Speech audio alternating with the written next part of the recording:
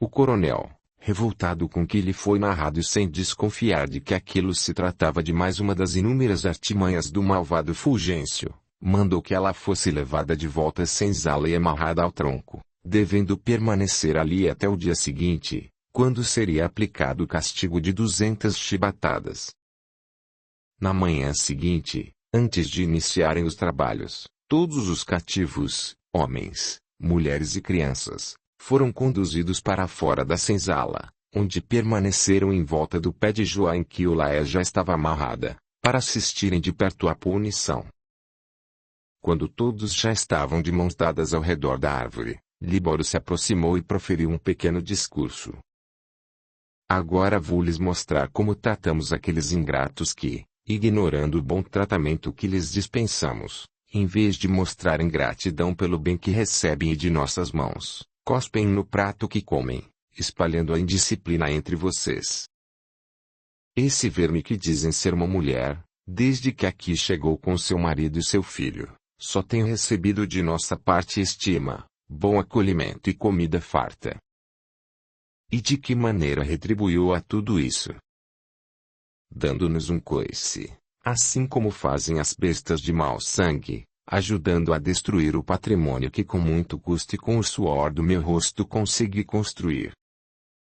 Apesar de tudo o que ela, o marido e o filho têm feito de errado, em respeito à sua condição de mãe, eu tenho sido sempre complacente, relevando todas as suas rebeldias. Como sou um homem extremamente religioso, sempre procurem obedecer àquilo que a Igreja nos ensina, ou seja, que devemos perdoar, não somente 7 vezes, mas 70 vezes 7 vezes. Mas toda paciência tem limites e a minha chegou ao extremo.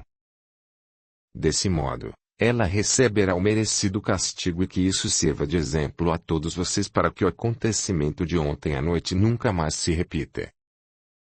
Dizendo isso o coronel, acenando a cabeça, deu sinal autorizando o capitão do mato a dar início à punição. Com um sorriso diabólico de prazer, Fulgêncio ergueu o chicote e, diante do olhar assombrado dos espectadores, passou a desferir violentos golpes no corpo esquelético de Olaia que, por estar com o seu pensamento voltado para as orações, recebia as chibatadas sem demonstrar qualquer sinal de revolta. Era um golpe atrás do outro e Olaia já estava com o seu corpo parcialmente dilacerado quando Abílio e Beatriz, já adolescentes, não suportando mais aquele espetáculo deprimente que assistiam através da janela do quarto, inconformados e perplexos com aquela cena de violência e, diante de tamanha crueldade e tanta falta de respeito a um ser humano, temendo que a qualquer momento Inácio pudesse investir contra aquele cruel verdugo, o que complicaria ainda mais a situação, saíram correndo para fora do casarão.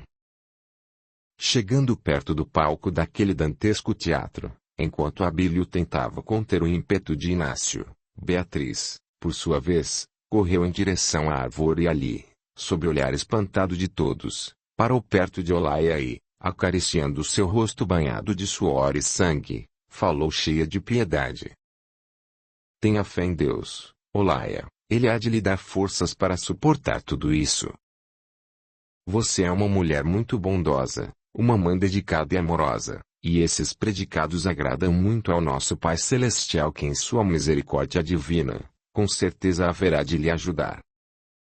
Audiolivro realizado pelo canal Surya Chand Audiobook. O coronel, temendo que a filha se aproximasse da árvore e viesse a sentir-se mal, mandou que Marisa tirasse dali. A mãe segurou-a pelos braços e tentou afastá-la daquele lugar, mas ela começou a se debater e a espernear de tal forma que, depois de reunir todas as forças que possuía, conseguiu livrar-se das mãos que a apertavam e sair correndo de volta ao tronco. Ali, ainda em prantos, abraçou o corpo da mulher, obrigando o capitão do mato a parar momentaneamente com o espancamento.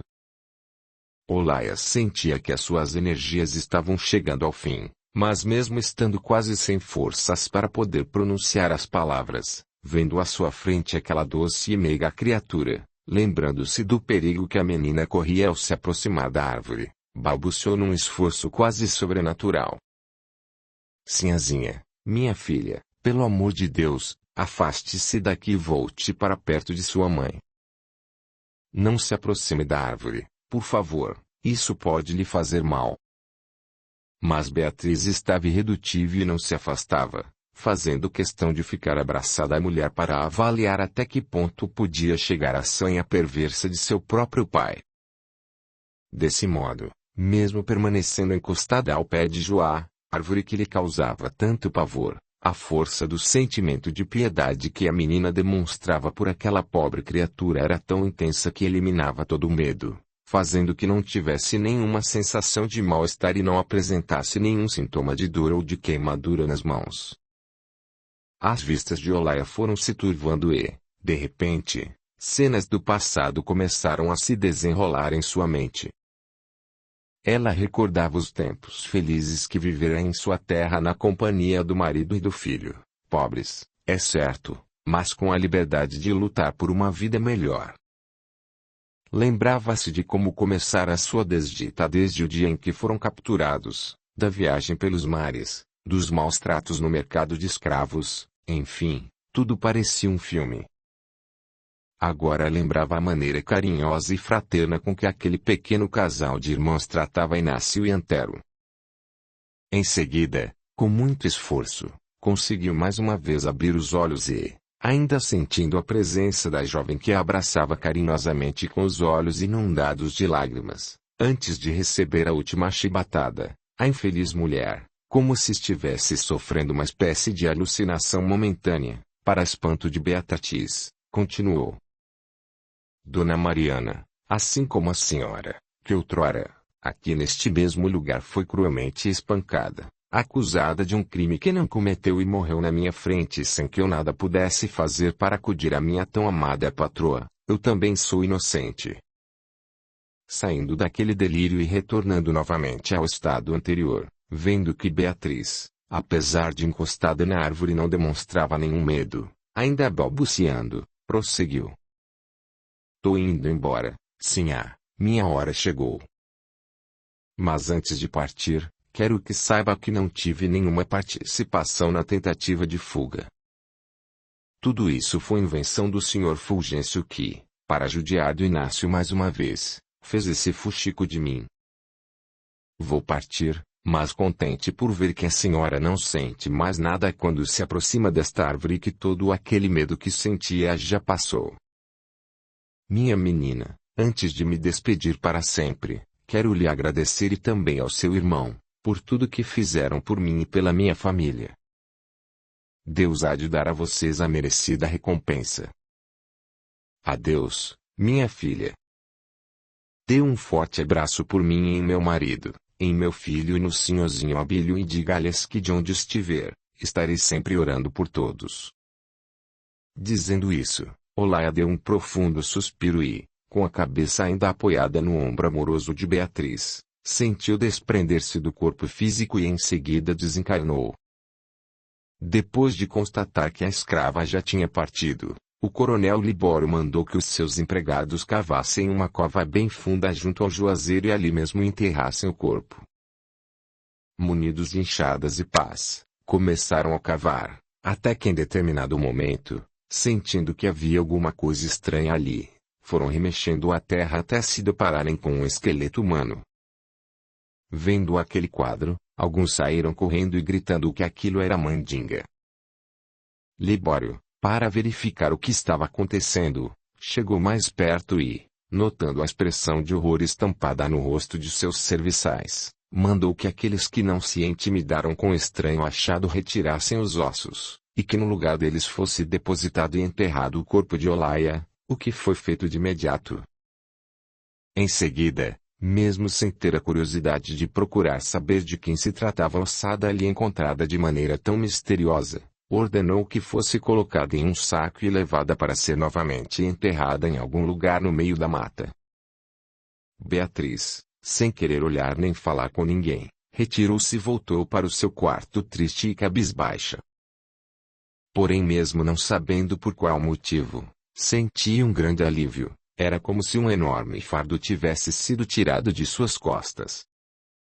Abílio, que também estava muito abalado com tudo aquilo, vendo a irmã naquele estado, Dirigiu-se a ela e, colocando o braço sobre o seu ombro, tentou dar-lhe um pouco de conforto, dizendo: Olha, Bia, avalie o tamanho da dor que você está sentindo neste momento, porque eu também gostava muito da Olá e acho que o nosso pai não devia ter feito aquilo com ela.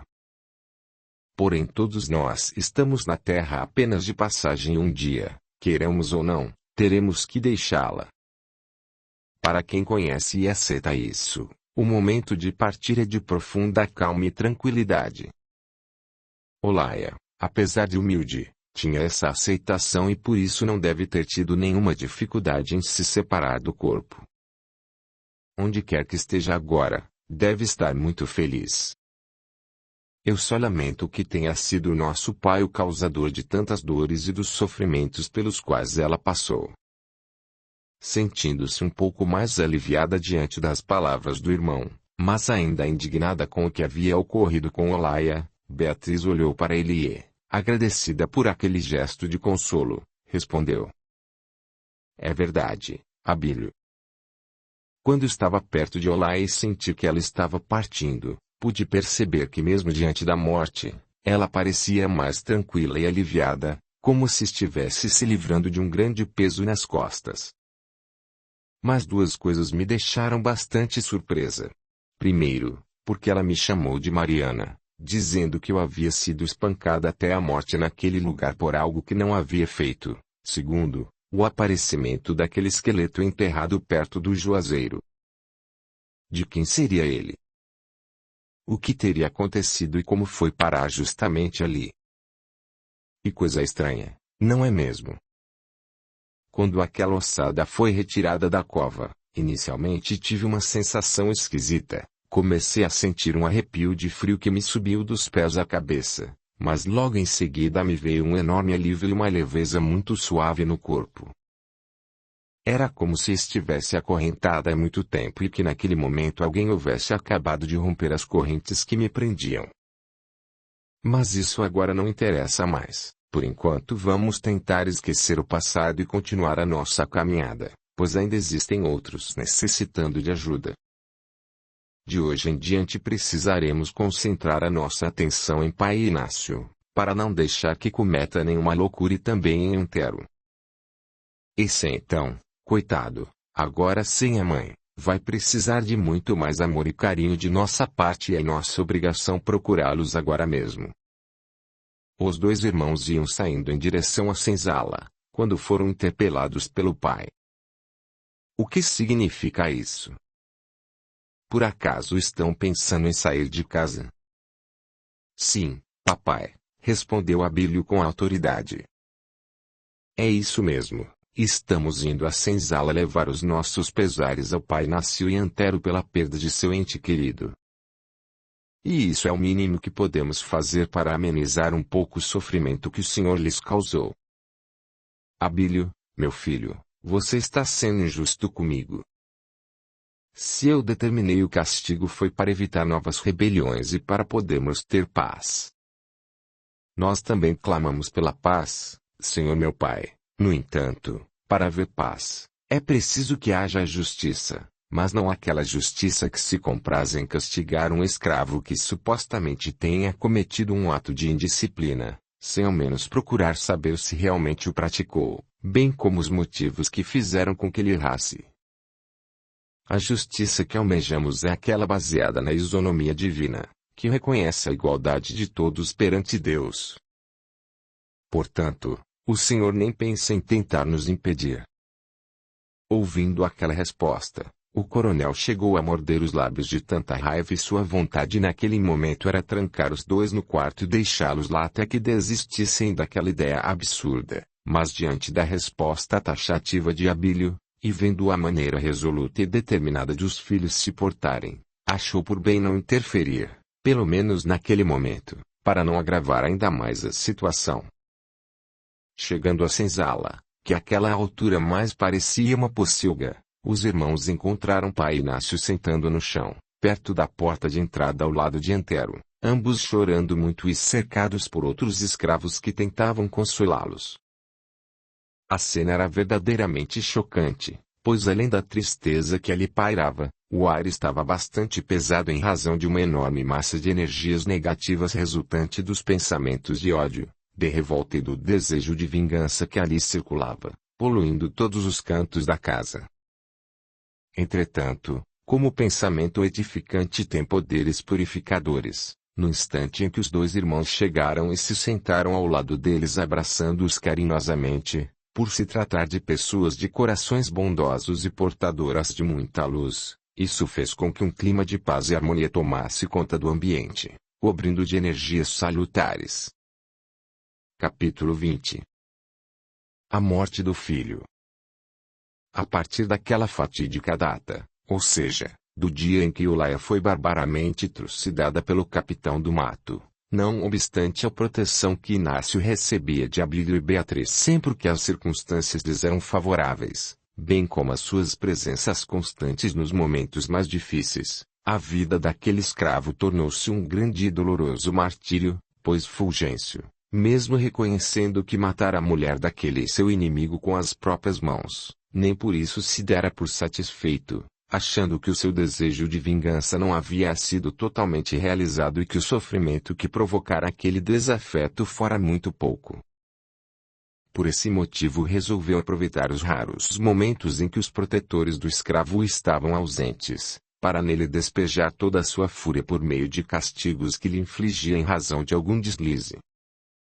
Para aumentar ainda mais a desdita de Inácio, em uma determinada noite ocorreu uma nova tentativa de fuga dos escravos da fazenda e, no meio da confusão, o capitão do mato, munido de sua inseparável espingarda, tendo avistado Antero que corria para a senzala em busca de abrigo, aproveitou a ocasião para mais uma vez se desforrar. Apontando a arma para o adolescente, já ia acionar o gatilho, quando Inácio que, da mesma forma, portava uma carabina que havia apanhando do chão, perto de um capataz abatido, percebendo que a intenção de Fulgêncio era acertar seus filhos e, diante do perigo que corria, apesar de não estar em uma posição que lhe favorecesse a pontaria, efetuou um disparo tentando acertar o inimigo, mas para sua infelicidade errou o alvo pretendido e acabou atingindo as costas de Antero. Em razão do tiro que recebeu, o jovem caiu no chão e o pai, percebendo a desgraça que acabara de cometer, correu em sua direção e, vendo seu desespero, desfez-se da arma atirando-a para longe. Ajoelhando-se ao lado do filho, cheio de remorso, pediu perdão por tê-lo acertado, jurando que a partir daquele momento jamais pegaria em uma arma. Abílio e Beatriz, sem se importarem com o perigo, visto que a rebelião continuava e os tiros passavam raspando sobre suas cabeças, também correram em socorro do filho de pai Inácio que permanecia caído no chão, contorcendo-se de dores e se esvaindo em sangue. Enquanto algumas pessoas gritavam pedindo ajuda, Abílio se debruçou sobre o ferido, tentando fazer alguma coisa, mas naquele momento, Antero, sentindo que não ia resistir, arregalou os olhos e como se estivesse alucinando ou delirando, começou a falar. Pedro, este lugar está muito perigoso. Fuja daqui enquanto é tempo e leve Mariana com você, não se arrisque por minha causa, nem desperdice o seu tempo comigo, porque será inútil, não adianta mais querer cuidar de mim, pois sinto que estou morrendo. Apesar de todas as humilhações que o fiz passar e do menosprezo com que sempre o tratei, e mesmo não tendo sido merecedor de nenhuma complacência de sua parte, sei que já me perdoou.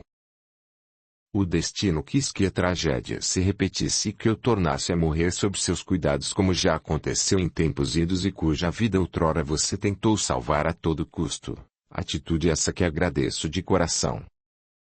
Pedindo que Beatriz se aproximasse mais um pouco, Antero, ainda arfante, continuou falando. Mariana, minha nora, perdoe-me por ter lhe causado tanto sofrimento. Olhe para mim, pelo amor de Deus, e diga que me perdoa, para que desta vez eu possa partir em paz, sem levar comigo o remorso que durante décadas vem me torturando por ter me deixado enganar pelas aparências e sido o verdadeiro responsável pelos obstáculos que interromperam, de maneira cruel e impiedosa, a sua jornada evolutiva na vida passada, bem como a do filho que você esperava com tanto amor e carinho. Vamos, Mariana, diga que perdoa esse infeliz que, apesar de não ter tido olhos para enxergar a intensidade do amor que você sempre teve pelo meu filho, foi o grande responsável pela tragédia que culminou em sua desgraça. Beatriz, sem nada a entender, olhou para o irmão com uma expressão de dúvida, mas Abílio, apesar de também estranhar aquelas palavras, acenou com a cabeça em sinal de afirmação, concordando que atendesse ao pedido do jovem moribundo. Naquele instante, sentindo que ele precisava ouvir uma palavra de perdão e, como se uma espécie de intuição houvesse penetrado em sua mente, ela respondeu demonstrando muito carinho e piedade. Sim, fique sossegado que o perdoo de todo o meu coração, conforme já o havia perdoado há muito tempo. Se você tem que partir agora, siga na paz de Deus e tenha o seu espírito aliviado, pois o único sentimento que restou em meu coração foi o de compaixão, e esse jamais cederá lugar a alguma mágoa ou rancor. Embora estivesse amparado por Beatriz e por outras pessoas que para lá correram, e não obstante os cuidados de Abílio, bem como dos esforços desprendidos pelos amigos que usavam os meios possíveis para socorrê-lo, a tentativa de salvar o rapaz foi inútil. Assim que terminou a rebelião, para satisfação do cruel capitão do mato, o pobre coitado acabou morrendo ali mesmo, banhado pelas lágrimas dos companheiros, mas com um sorriso nos lábios e um semblante tranquilo, como se estivesse saboreando muita paz. Abílio levantou-se e, enquanto os demais feridos eram socorridos, respirou profundamente. Depois de abraçar a irmã, olhando para o corpo daquele desditoso escravo prostrado e já sem vida, comentou ainda em prantos. Que lástima, meu Deus! Por que tanta violência desnecessária e para que tantas mortes de pessoas inocentes? Até quando isso vai durar? Meu irmão, respondeu Beatriz muito abalada, mas um inocente morre em decorrência do preconceito e da hipocrisia insana do nosso pai. O pobre Antero ficou sem a mãe tão recentemente e agora perde a vida de modo violento e por tão pouco. Eu só não entendi uma coisa, Abílio, por que será que na hora final ele me chamou de Nora e, da mesma forma que o Laia quando perecia no tronco, o pobrezinho também me chamou de Mariana e pediu perdão por ter me causado sofrimentos no passado, como se me conhecesse há muito tempo e se me houvesse feito um grande mal. Quem seria essa mulher a quem eles se referiram? Além disso, por que eu, mesmo sem saber o motivo, falei que já o havia perdoado antes? Pensativo, Abílio respondeu. Eu também fiquei bastante surpreso e curioso quando ele, em sua agonia, me chamou de Pedro e disse que eu já tentara salvar a sua vida em outra ocasião. Que justificativa teria para dizer isso? Essa, minha irmã, é uma das tantas perguntas para as quais não encontramos respostas. Capítulo 21. Sede de vingança. Na medida em que o tempo foi passando, as perseguições de Fulgêncio contra pai Inácio foram aumentando cada vez mais e seu ódio por ele foi ficando tão grande, que chegava a ultrapassar todos os limites imagináveis. A aversão que ele sentia por aquele cativo era ilimitada, tanto é que, em certa ocasião, depois de uma tentativa frustrada de fuga de alguns negros, mesmo não tendo dela participado, o infeliz escravo foi condenado a 50 chibatadas. Amarrado ao tronco e com o corpo quase todo já em carne viva em razão dos açoites, o capitão do mato mandou que trouxesse vinagre e sal e passou a aplicar nos ferimentos, aumentando-lhe ainda mais as dores. Abílio e Beatriz, já adultos, chegaram naquele momento e, vendo o ato de crueldade que estava sendo praticado contra aquele coitado, o jovem dirigiu-se ao carrasco e, severamente, ordenou que parasse com aquilo. Fulgêncio, pare com isso imediatamente. Agora basta e afaste-se dele, já chega de tanta maldade. Tire-o desse tronco e pode deixar que daqui para frente eu e minha irmã é que vamos cuidar dele. Onde já se viu uma coisa dessas? Como é que um ser que se diz humano pode ser tão cruel e insensível desse jeito? apesar de tentar justificar o ato de perversidade, alegando que assim procedia para evitar que o escravo sofresse uma possível gangrena, diante da voz determinada e resoluta de Abílio, e não tendo como contestar as ordens do filho do patrão, o capitão do mato viu-se forçado a obedecer sem reclamar. Depois que pai Inácio foi retirado do tronco e levado para dentro da senzala, ali mesmo, deitando no chão e contorcendo sem dores, passou a receber os curativos pacientemente aplicados pelos irmãos.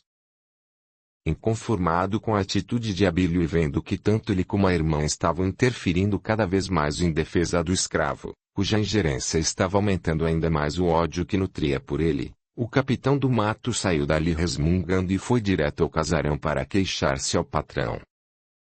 Olha, coronel, os problemas com os escravos estão se tornando incontroláveis, pois o negro Inácio, além de não querer obedecer às minhas ordens, gabando-se aos outros e estar protegido pelos filhos do patrão, vive insuflando a rebelião e tudo isso com a conivência deles. O senhor vai me desculpar a franqueza, mas eles estão se metendo demais no meu trabalho e fazendo com que eu perca a autoridade sobre Inácio e os demais. Meu receio é que isso possa provocar novas revoltas e tentativas de fuga. Eu sei que o senhorzinho Abílio e a senhazinha Beatriz não fazem isso por maldade, nem para me afrontar, mas seria bom que o senhor lhes desse uns conselhos para alertá-los do perigo que as suas atitudes podem representar para todos nós. Pode deixar, Fulgêncio, vou resolver isso pessoalmente de uma vez por todas. Assim que eles voltarem, vou ter uma conversa séria com os dois. Ou acabo com a teimosia deles ou não me chamo Libório. Na senzala, enquanto recebia os cuidados dos irmãos, pai Inácio, muito revoltado e não suportando mais aquela injustiça, comentou sobre sua intenção de fugir do cativeiro assim que surgisse uma oportunidade. Se não conseguisse na primeira, tentaria quantas vezes fossem necessárias, até que visse realizado seu intento e, nesse dia, Fulgêncio iria pagar bem caro por todas aquelas maldades. Depois de terminar a tarefa de socorrer o escravo, Abílio e Beatriz retornaram para casa onde foram severamente advertidos pelo pai que, em tom ríspido, comentou sobre as várias e constantes reclamações feitas por Fulgêncio, nas quais dizia que Inácio, sentindo-se amparado por eles, se tornara um problema muito sério. Por isso os dois estavam proibidos de interferir no trabalho dele, justificando ser um homem muito ocupado, ter assuntos muito mais importantes a tratar e não poder perder tempo com problemas de escravos. Por isso afirmou que a partir daquele dia não iria mais admitir, em hipótese alguma, qualquer tipo de intromissão deles nas funções do encarregado, principalmente no que dizia respeito à disciplina. Mas papai, retrucou Beatriz, se o senhor quisesse realmente se livrar desses problemas, poderia acabar com tudo isso de uma vez por todas concedendo a alforria a pai Inácio, nem que fosse aquela com prazo determinado. Quem sabe se ele, sabendo que vai permanecer cativo somente enquanto o senhor estiver vivo, não se conforma, fica mais animado e pode até esquecer essa ideia fixa de fuga e vingança. Eu já tinha pensado nisso, mas quem pode me garantir que ele não vai querer me matar para se ver logo livre do cativeiro? Além do mais, meus filhos, como vocês sabem, a concessão de alforria, seja lá qual for, não é muito bem vista pelos poderes públicos, que consideram a escravidão como um fator econômico e, como tal, deve ser preservada. Desse modo, se concedesse a liberdade ao escravo, eu estaria sujeito a algum tipo de retaliação por parte de outros fazendeiros e, quem sabe, até do próprio governo. E isso eu não quero de jeito nenhum. Portanto, carta de alforria, nem pensar. Diante disso o coronel encerrou a conversa, deixando estabelecido que daquele dia em diante todos os passos de Inácio seriam rigorosamente vigiados e, a cada atitude de rebeldia por parte dele, a punição seria aumentada. Em razão de tal decisão, e percebendo que qualquer tentativa de fazer pai Inácio mudar de ideia seria inútil, os dois irmãos resolveram dar uma trégua, mas de qualquer modo estariam sempre por perto e atentos às investidas de Fulgêncio, para pelo menos tentar evitar que ele cometesse novas atrocidades contra aquele escravo amigo. Capítulo 22. O plano de fuga. Os anos foram passando e, durante todo esse tempo, Pai Inácio foi rigorosamente vigiado e todas as tentativas de fuga de cativos que planejou foram abortadas pelo capitão do mato que, a cada uma delas, infligia-lhe nova sessão de torturas. No entanto, apesar dos castigos a que fora submetido, bem como dos conselhos de Abílio e Beatriz, ele, assim como Zumbi dos Palmares, sobrinho de Ganga Zumba, nunca terá admitido a ideia de liberdade apenas para alguns. Jamais desistiu de se ver livre do cativeiro e de também libertar os seus irmãos de raça, pois a liberdade deveria ser para todos. Ninguém, nenhuma palavra, por mais convincente que fosse, jamais conseguiu demovê-lo do desejo de liberdade e de vingança. Certo dia, aproveitando a ausência do capataz que havia ido à cidade a serviço do coronel, Abílio e Beatriz foram até a lavoura de café à procura de Pai Inácio e, depois de procurar por toda parte, avistaram o velho escravo no meio da plantação, descansando à sombra de uma árvore. Ao perceber a aproximação dos dois irmãos, surpreso, mas feliz, ele correu para abraçá-los e beijar suas mãos. Depois dos cordiais cumprimentos, os três permaneceram por algum tempo conversando. Olha, sinhazinha, a senhora e o senhorzinho Abílio, desde crianças, sempre foram e continuam sendo bons e justos comigo, do mesmo jeito que foram com Olá e Antero.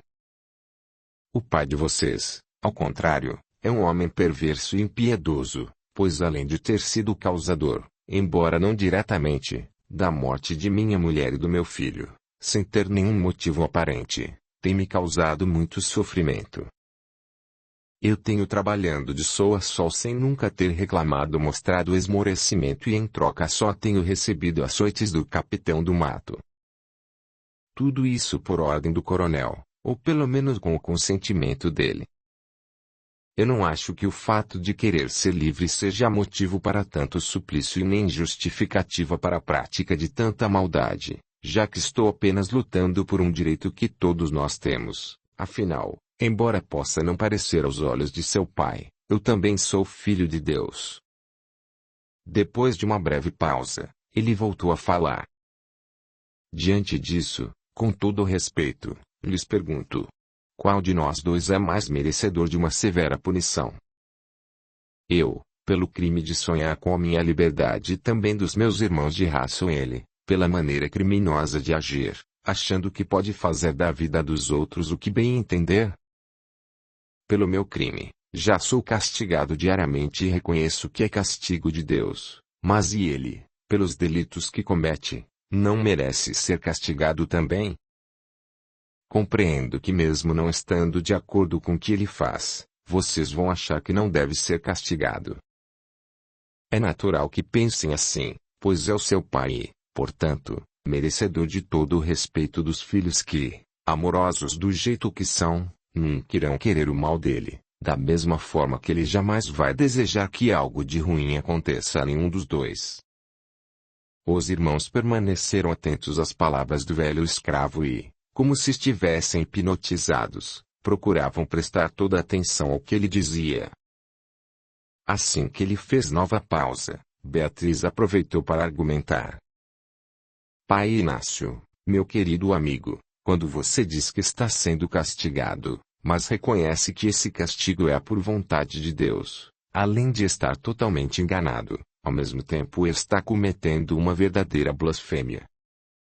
O nosso Pai Celestial jamais castiga qualquer um de seus filhos.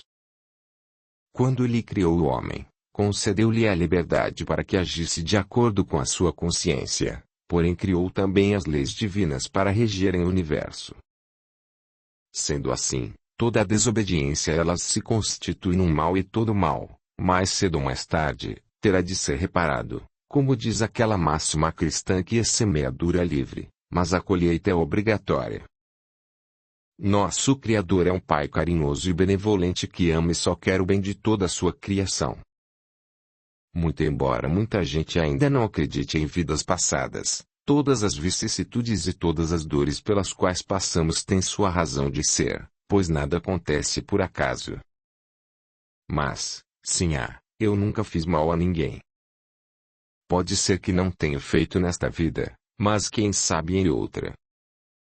Jesus Cristo, quando fazia uma pregação que ficou conhecida como Sermão da Montanha, vendo que a maioria que ouvia atentamente as suas palavras era composta de pessoas pobres e sofredoras, aproximou-se delas e para consolar aqueles corações, amorosamente disse: Bem-aventurados aqueles que sofrem misérias e doenças, pois pagam suas dívidas nessa vida.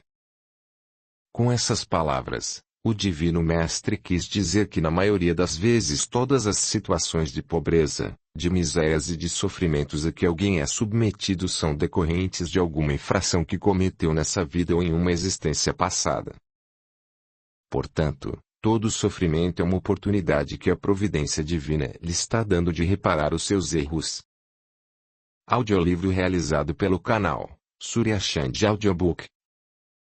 Como é que posso pagar por alguma coisa que tenha feito se não me lembro de nada? Considerou Pai Inácio.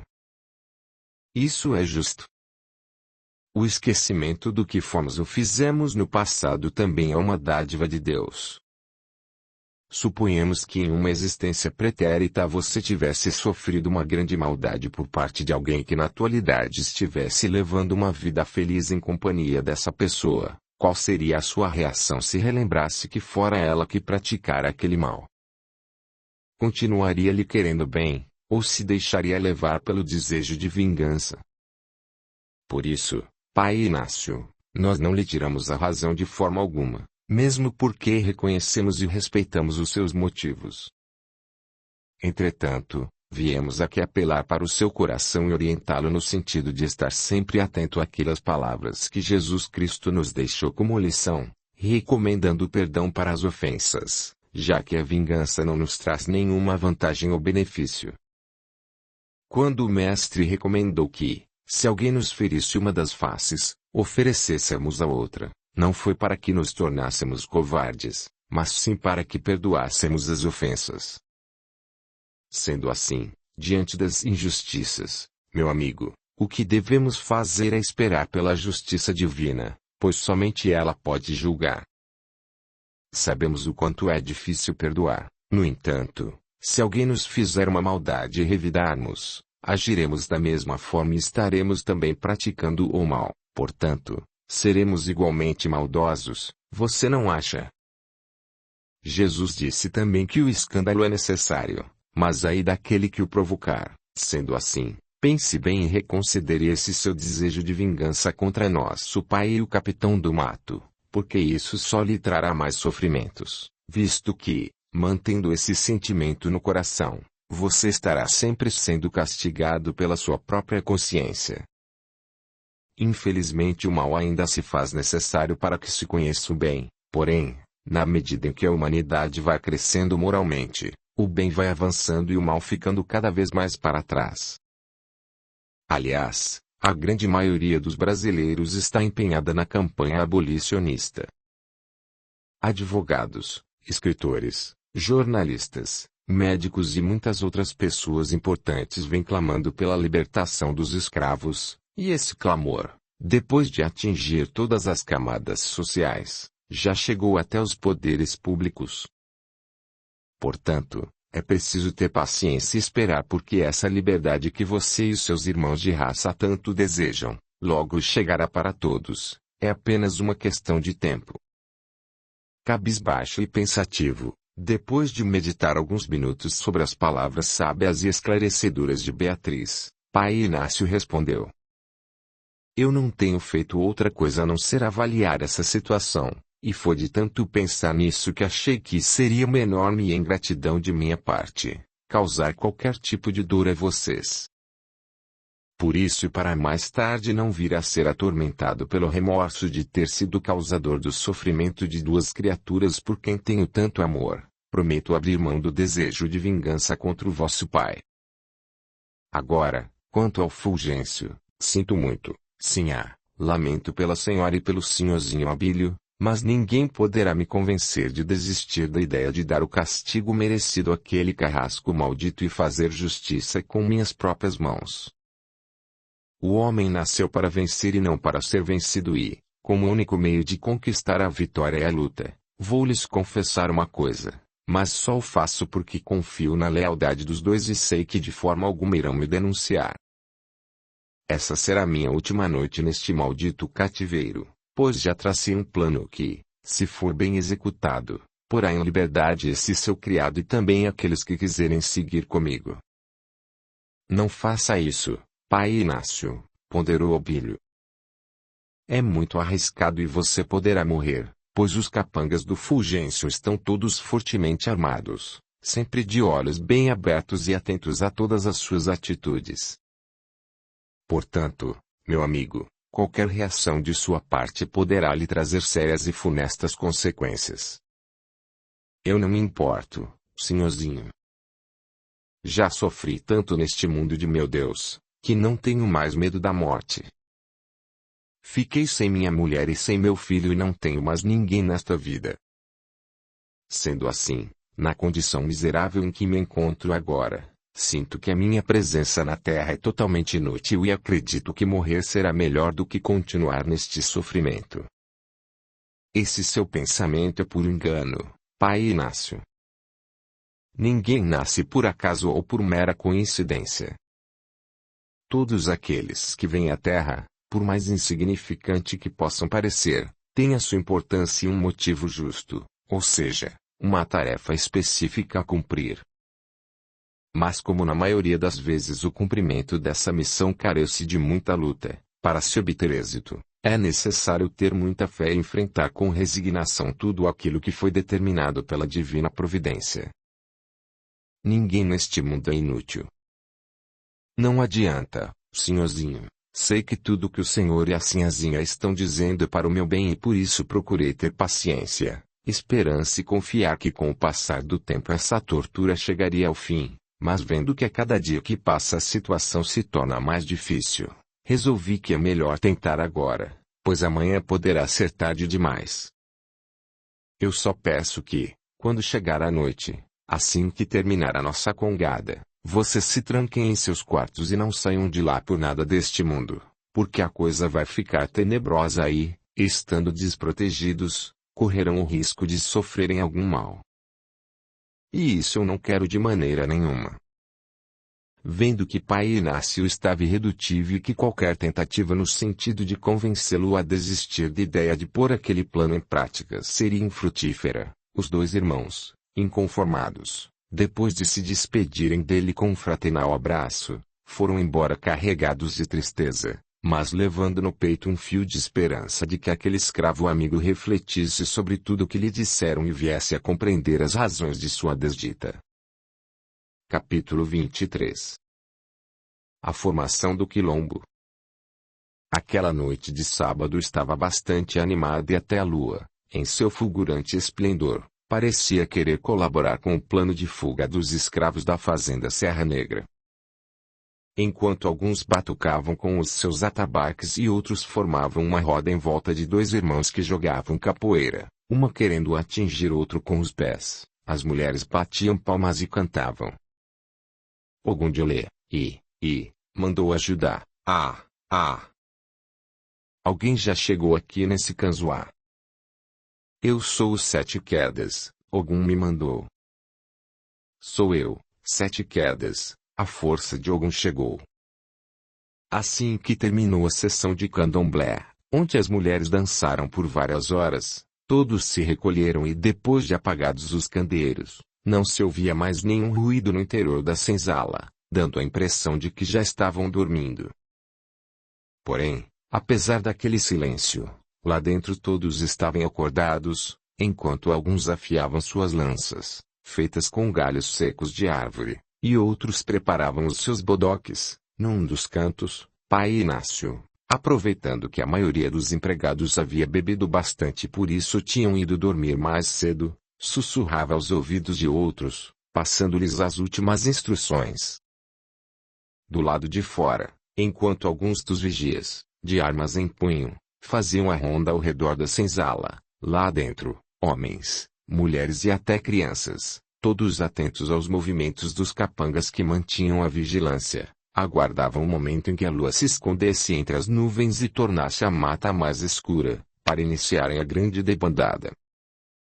Em certo momento, um dos vigias que passava em frente ao portão foi fortemente agarrado por dois cativos, tendo um deles tapado-lhe a boca para que não gritasse, enquanto o outro lhe tomava a arma e, em seguida, o arrastadas para o interior da senzala onde foi imobilizado e amarrado.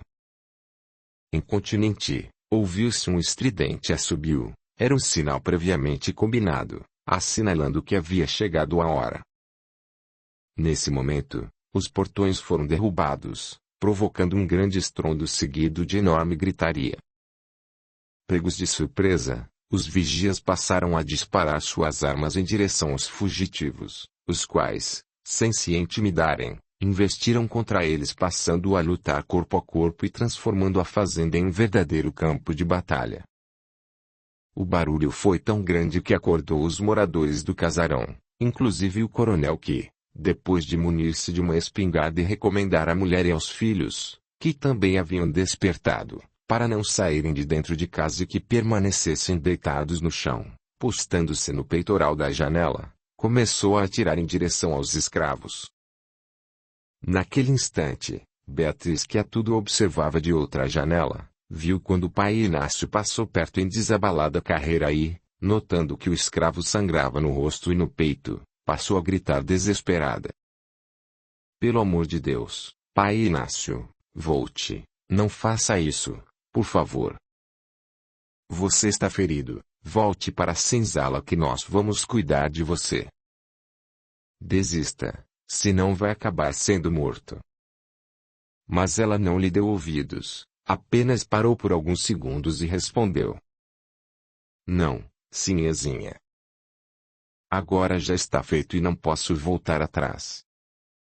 Mesmo que eu quisesse voltar e me render, isso de nada ia adiantar, porque de um jeito ou de outro, seu pai vai mandar me matar. Se vou ter que morrer, é melhor que seja lutando pela minha liberdade do que amarrado a um tronco como se fosse um animal selvagem espancado pelas mãos do Fulgêncio. Dizendo isso, ele se despediu dela com um leve aceno e, mesmo debaixo daquela saraivada de balas, embrenhou-se na floresta.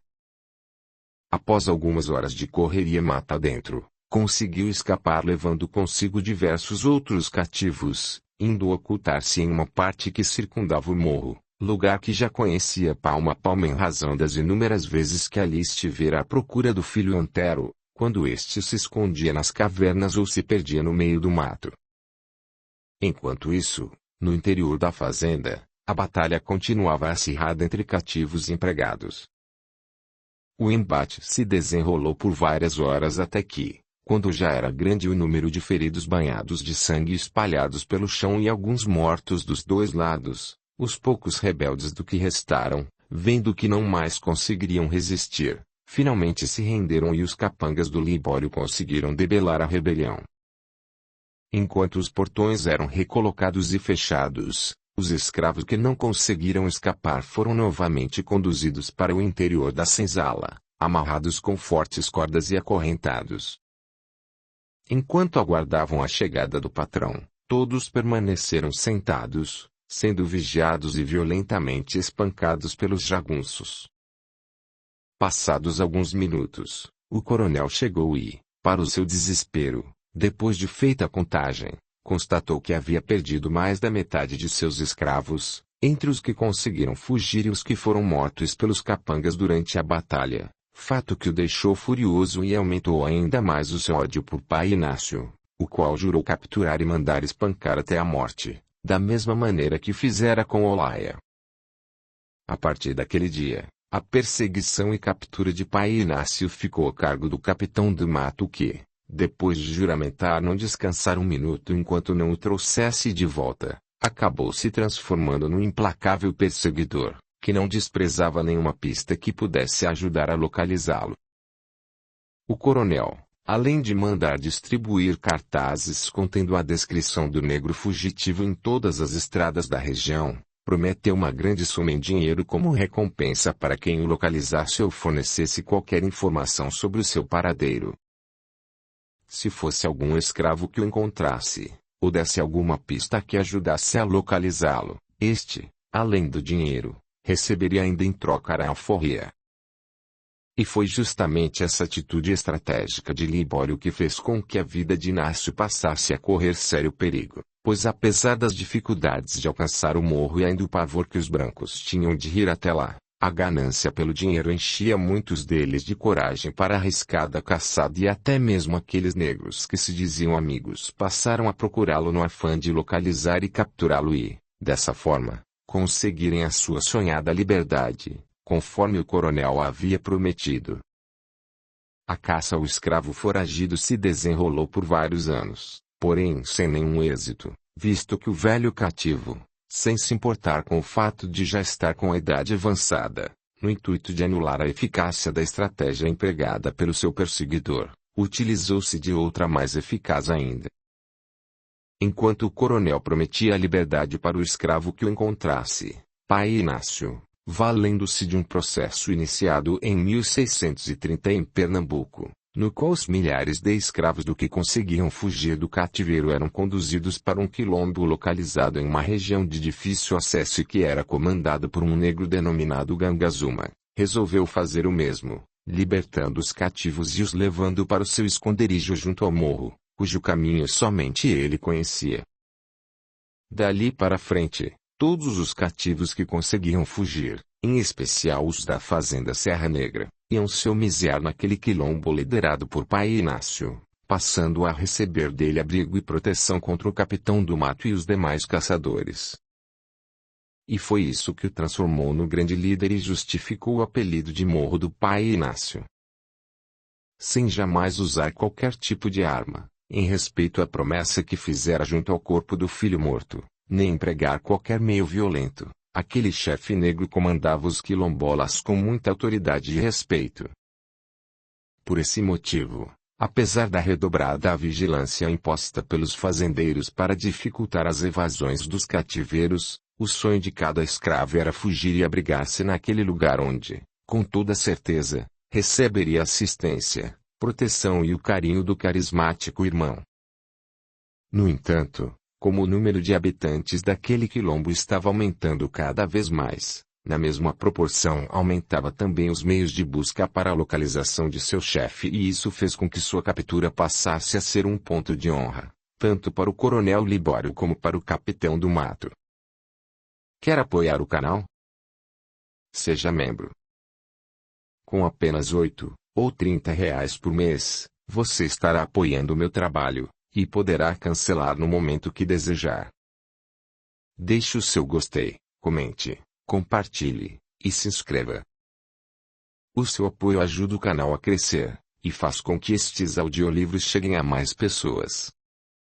A gratidão é o caminho da evolução. Capítulo 24. O perdão como gratidão. Numa certa ocasião, o coronel Libório retornava da província montado em seu alazão, quando foi cercado por vários escravos que haviam acabado de saquear uma fazenda. Reconhecendo aquele homem bem trajado e de porte autoritário como sendo o desumano e cruel proprietário daquelas terras, para não perderem a chance de uma justa e merecida desforra, e não querendo desperdiçar aquela única e preciosa oportunidade de encontrá-lo desacompanhado e sem a presença de seus fiéis cães de guarda, coisa que raramente acontecia, o bando resolveu levá-lo preso para o quilombo e entregá-lo nas mãos de pai Inácio que, com certeza, saberia aplicar-lhe o castigo devido. Subjugado, o coronel foi retirado de sua montaria e amarrado com grossas cordas pelas mãos e obrigado a seguir os seus sequestradores a pé, da mesma maneira como ele fazia com os escravos que comprava, ou com os que fugiam de suas propriedades e eram recapturados. A princípio ele procurou não demonstrar nenhum sinal de medo e, apesar de estar com os braços atados à garupa do seu próprio cavalo, não fez nenhum pedido de clemência ou piedade. O arrogante e soberbo coronel seguia calado e cabisbaixo acompanhando aquela turma de revoltados que sorria e gritava de alegria cada vez que ele tropeçava e caía. Chegando ao quilombo, um dos elementos do bando, para humilhar ainda mais o coronel, tirou-lhe o paletó e, pausadamente, sob o caloroso aplauso dos demais, pouco a pouco foi despindo o prisioneiro até deixá-lo apenas de ceroulas. Em seguida ele foi amarrado ao tronco de uma árvore e ali, debaixo daquele sol ardente, permaneceu aguardando a chegada de pai Inácio, que havia sido chamado. Enquanto esperava a vinda do líder do quilombo, os homens aproveitaram o espaço de tempo para dar início ao processo vingativo. Estando todos munidos de chicotes, cada um que se aproximava do tronco aplicava-lhe uma chibatada nas costas desnudas, cujo suplício ia se sucedendo até que as suas carnes ficassem dilaceradas e o sangue vertesse de suas veias. A captura do coronel, entretanto, não havia passado despercebida, pois a ação dos rebeldes tinha sido presenciada por um dos empregados da fazenda que, logo após os raptores terem se retirado, correu para avisar a patroa. Ao receber a notícia, Marisa, desesperada, mandou chamar o capitão do mato e determinou que reunisse os demais e, sem perda de tempo, saíssem à procura do marido. Enquanto Fulgêncio distribuía as armas aos seus homens, Abílio e Beatriz, tomando ciência do ocorrido e prevendo que seu pai havia sido levado para o morro do pai Inácio, o irmão pediu a um dos empregados para selar os seus cavalos e logo em seguida saíram a todo galope, para lá se dirigindo. Enquanto isso, no quilombo, o coronel Libório continuava sendo açoitado pelos quilombolas que, com satisfação, faziam-no experimentar o gosto amargo de seu próprio veneno. Naquele momento, pai Inácio chegou e se aproximou do tronco onde ele estava amarrado. Notando a presença do líder negro e mesmo estando com a face desfigurada pela dor e pelo ódio, já na iminência de desfalecer, o fazendeiro ainda encontrou forças para praguejar. Vamos, seu negro maldito. Apanhe também o seu chicote e acompanhe essa sua corja de malfeitores na minha tortura. Aproveite agora que estou indefeso e me espanque o máximo que puder. Vamos, sua víbora peçonhenta, faça isso porque será sua última oportunidade de me torturar. Só vou lhe dar um aviso. Não me deixe vivo, mate-me, pois se eu sair daqui com vida, não hesitarei em gastar toda a minha fortuna se preciso for, para caçá-lo. E quando lhe puser as mãos, depois de queimar os seus olhos, hei de matá-lo como se mata uma cobra venenosa. Um dos escravos aproximou-se de Inácio e entregou-lhe um chicote feito de 4 tiras de couro cru e contendo na ponta de cada uma delas uma bola de chumbo, tendo ele segurado com firmeza e erguido o braço, mas naquele momento, lembrando-se da promessa que fizera aos filhos do coronel de perdoar as suas maldades, quando já ia desferir o primeiro golpe, inesperadamente sua mão começou a tremer.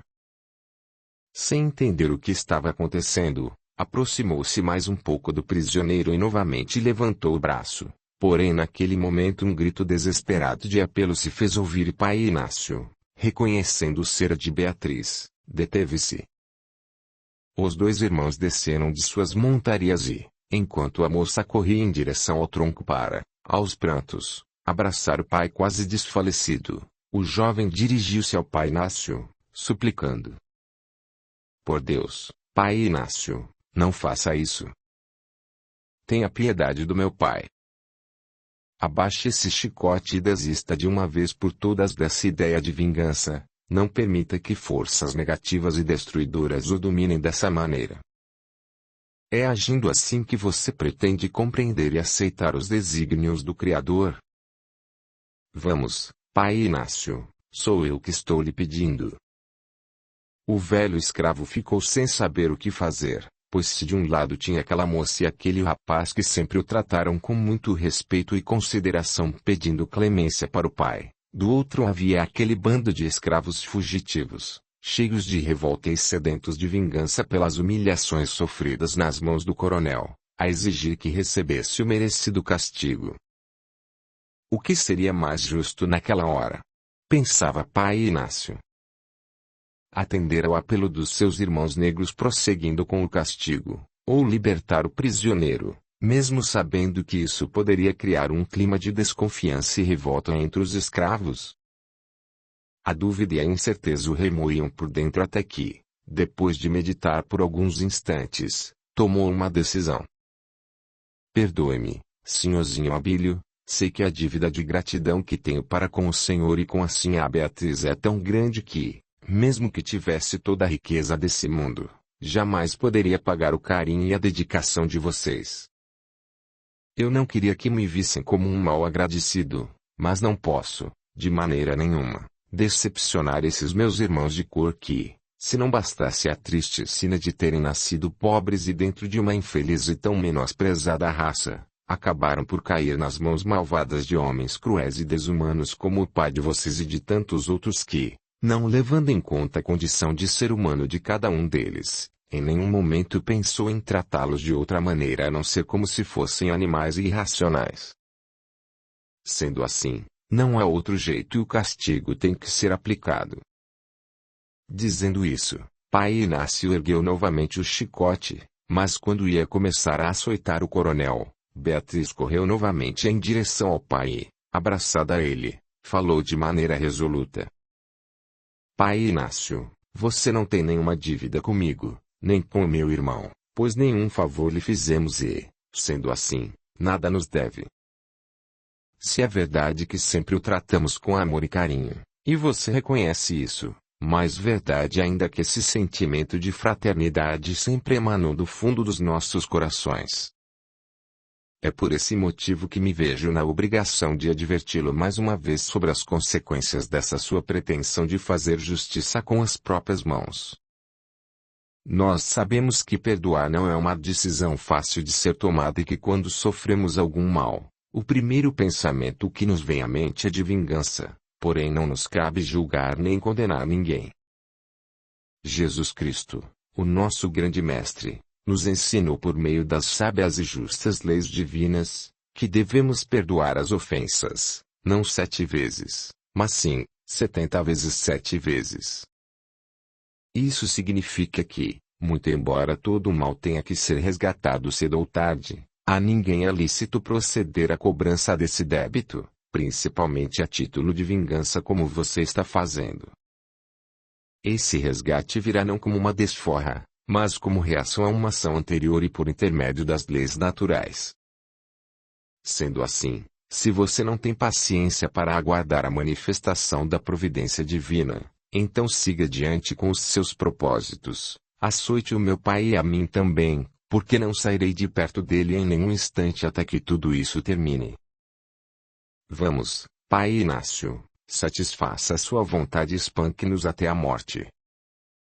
Aquela cena foi tão chocante que pai Inácio, diante do desespero de Beatriz e percebendo o verdadeiro sentimento de clemência que demonstrava em suas palavras, não pôde deixar de lembrar a decisão por ela tomada tempos atrás, quando ainda criança, na ocasião em que seu filho Antero estava sendo açoitado pelo coronel e ela abraçara o menino na tentativa de protegê-lo, usando para isso o próprio corpo e cuja atitude havia repetido quando Olaia estava sendo chicoteada no tronco. Vendo que naquele momento a mesma atitude corajosa se repetia, desta vez em defesa do pai, aquilo fez com que desistisse de seu intento e atirasse para longe o chicote, mandando que o coronel fosse retirado do tronco, determinando ainda que fosse libertado e entregue aos filhos, no que foi prontamente obedecido, embora sob os olhares de reprovação por parte de alguns, que não concordavam com aquela decisão. Enquanto lágrimas de agradecimento desciam pelo rosto de Beatriz, Abílio acomodou o pai no dorso do cavalo e, acompanhado de irmã, dali se retirou, levando para casa o velho coronel que, em virtude de seu estado deplorável, mais parecia um esfarrapado andarilho. Já estando em casa, deitando na cama e recebendo os carinhosos cuidados da esposa, enquanto aguardava a chegada do médico que havia sido chamado às pressas para examiná-lo, Libório não sabia se agradecia aos filhos por terem salvado a sua vida tirando das mãos dos rebeldes ou se chamava o capitão do mato e mandava que reunisse todos os homens que estivessem disponíveis e invadisse o morro para aniquilar de uma vez por todas aquele negro maldito. Naquele momento Beatriz entrou no aposento, sentou-se à cama, ao lado do pai e, demonstrando todo o carinho que por ele sentia, passou a acariciar-lhe o rosto. O coronel, num gesto de agradecimento, falou: "Minha filha, você e seu irmão se arriscaram muito indo até aquele inferno chamado Morro do Pai Inácio. Sei que a intenção de vocês era me livrar das garras de meus algozes e agradeço de coração o que fizeram por mim, mas essa iniciativa foi muito arriscada, pois aqueles homens são cruéis demais e poderiam ter-lhes feito algum mal. Se isso acontecesse, eu jamais me perdoaria. Ora, papai, nós não fizemos nada mais do que cumprir com a nossa obrigação, pois sei que o Senhor, como o pai amoroso e protetor que é, faria o mesmo por mim e pelo meu irmão, se fosse necessário. Mas nada disso importa agora. O que interessa é que felizmente o Senhor está bem em nossa casa, junto de sua família. O que passou, passou. Vamos pôr uma pedra em cima e esquecer tudo." "Esquecer? De jeito nenhum. Você acha que vou deixar sem a devida resposta a toda a humilhação e o sofrimento que passei por causa daquele escravo mal agradecido? Ah, isso não, ele não perde por esperar. Só vou aguardar o meu estado de saúde voltar ao normal e aí não vou ter um minuto de descanso, enquanto não lavar a minha honra com o sangue daqueles crápulas." Beatriz ainda pensou em dar ao pai a devida resposta, fazendo-o lembrar-se das palavras de Abílio sobre o efeito que toda causa gera, mas em respeito à sua condição de doente, resolveu se calar e aguardar o momento oportuno para mostrar-lhe o quanto estava errado e que, se havia um culpado por ter passado por momentos tão difíceis, esse culpado era ele próprio. Capítulo 25. A volta do escravo. Foram 2 meses de rigoroso tratamento para que as visitas diárias do médico e os medicamentos por ele ministrados surtissem o efeito desejado e o coronel ficasse totalmente restabelecido.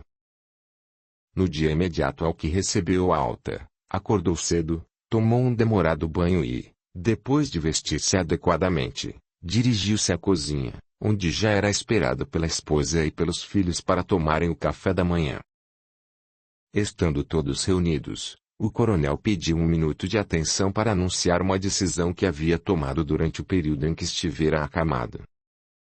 "Meus filhos e minha esposa, durante esses dias de repouso forçado a que fui submetido, estive meditando muito sobre o perigo a que vem expondo vocês por meio dessa perseguição ao escravo Inácio e aos demais cativos foragidos da nossa fazenda, e isso serviu para me alertar que qualquer coisa que venha a acontecer com um de vocês será de minha inteira responsabilidade.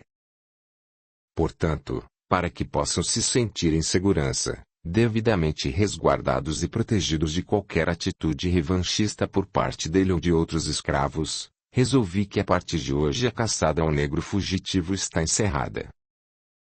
Assim sendo, logo que terminar o meu desjejum vou falar com todos os empregados, principalmente com Fulgêncio, e lhes dar ordens para não mais procurá-lo, esteja onde estiver." Sem perceber que o capitão do mato estava do lado de fora e ouvia tudo pela janela, o coronel foi abraçado pelos filhos que, com muita alegria, o agradeciam por tomar aquela iniciativa tão justa e sensata. "Obrigada, meu pai", disse Beatriz. "Eu sabia que um dia o senhor haveria de compreender a situação do nosso escravo e perdoá-lo por tudo o que possa ter feito. Fico muito feliz com isso e tenho que agradecer também a Deus por abrir o seu coração e lhe mostrar o verdadeiro caminho para a felicidade eterna." "Você está enganada, Beatriz. De forma alguma eu perdoei as humilhações pelas quais ele me fez passar. Embora reconhecendo a consideração e o respeito que Inácio demonstrou ter por vocês, principalmente quando atendeu aos apelos de Abílio e me libertou, jamais vou esquecer os momentos terríveis que passei naquele quilombo. Portanto, minha filha, vou permitir que ele volte, mas que fique bem claro que se estou agindo desse modo é porque foi a única maneira que encontrei para zelar pela segurança de vocês. Enquanto a conversa entre pai e filhos se desenrolava, Fulgêncio saiu sorrateiramente e foi para o alojamento pensando no que poderia fazer diante daquela atitude impensada do patrão. Não seria justo que, depois de perder tantas noites de sono cavalgando pela floresta ao redor do morro do pai Inácio, sem dormir, sem comer nem beber, enfim, após tanto sacrifício na tentativa de capturar o famigerado escravo, o coronel esquecesse as humilhações e os momentos de pavor que havia passado nas mãos dele e o perdoasse, simplesmente para satisfazer os caprichos dos dois filhos mimados e acostumados a nunca serem contrariados. Não, isso ele jamais iria admitir. Precisava elaborar urgentemente um plano para apanhar pai Inácio antes que ele soubesse da decisão do coronel. Enquanto Fulgêncio pensava em armar uma cilada, um dos empregados entrou no alojamento e avisou que o patrão mandara chamá-lo com urgência em seu escritório. Ele levantou-se, apanhou o chapéu e a espingarda e saiu bufando de raiva. Já prevendo o que o coronel iria lhe dizer, foi atender ao chamado. Com sua licença, patrão. Fico muito feliz em ver que o senhor já está recuperado dos ferimentos causados por aqueles malditos escravos fugitivos liderados por pai Inácio. O senhor me desculpe por ainda não ter conseguido capturar aquele negro safado, mas se resolvi fazer uma pausa na caçada foi porque fiquei muito preocupado com a sua saúde. Por isso decidi permanecer aqui por perto para o caso de o senhor precisar de mim, eu estar à sua disposição, mas agora que o patrão já está bem, posso continuar com a minha missão. Você tem toda a licença, Fulgêncio, pode entrar e sentar-se, mas não precisa se desculpar de nada, pois conheço a sua lealdade. Mandei chamá-lo aqui porque tenho algumas ordens para lhe dar e depois quero que as repasse a todos os outros empregados que estão sob as suas ordens. Sei que você e os demais vão ficar surpresos com a minha decisão, mas são ordens e terão de ser cumpridas à risca. Por isso quero deixar bem claro que não vou admitir nenhuma censura ou desobediência, e qualquer tipo de recalcitrância ou manifestação de desagrado será considerada uma infração, e como tal será rigorosamente punida. Já sabendo o que o coronel ia dizer, o empregado entrou, tirou o chapéu, colocou sua espingarda em um canto da parede e, fingindo desconhecer os motivos daquele chamado, bem como as ordens do que lhe seriam passadas, sentou-se atento às palavras do patrão. Pois bem, Fulgêncio, durante todo esse tempo em que fiquei na cama, entre a vida e a morte, pude avaliar o quanto essa perseguição ao escravo Inácio é perigosa, tanto para mim, como para minha mulher e meus 2 filhos. Agora quero que raciocine comigo, se o Inácio for encontrado, obrigatoriamente terá que ser trazido de volta para cá, porque é propriedade minha. No entanto, considerando que aquela sua mania de liberdade o tornou um líder entre os escravos, isso faz com que seja visto como um verdadeiro Deus. Ele é amado e venerado por todos os demais cativos, que não medem sacrifício algum para cumprirem aquilo que ele determinar. Sendo assim, a sua presença entre nós tornou-se perniciosa demais e representa uma grande ameaça. A partir de hoje, quero que você, bem como todos os outros, encerrem as buscas e parem de caçá-lo, entendeu bem?